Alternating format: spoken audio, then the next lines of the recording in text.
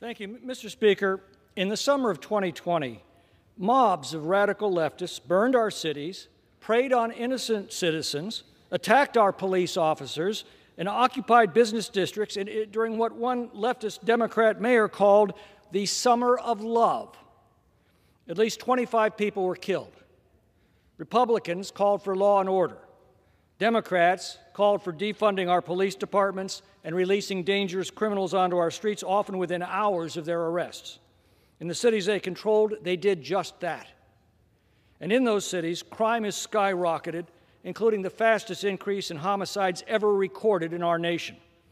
Ironically, the greatest victims are their own constituents, who are now turning on them. Crime doesn't concern House Democrats, but losing political support before an election, that scares them to death. And so we have these bills brought hurriedly to the floor today. Let me point out the obvious. Republican communities have backed their police departments with the local funds and the moral support they need to do their jobs. Democratic cities have defunded and demonized their police departments.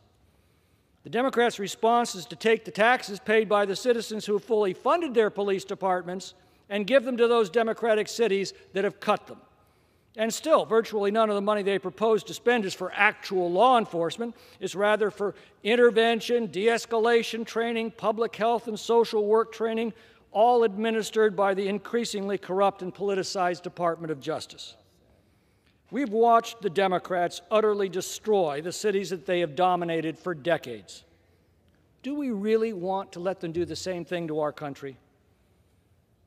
Americans need to ask themselves how much farther down this dismal road they're willing to go. We can restore safety to all of our communities the moment we summon the political will to do so. I yield back.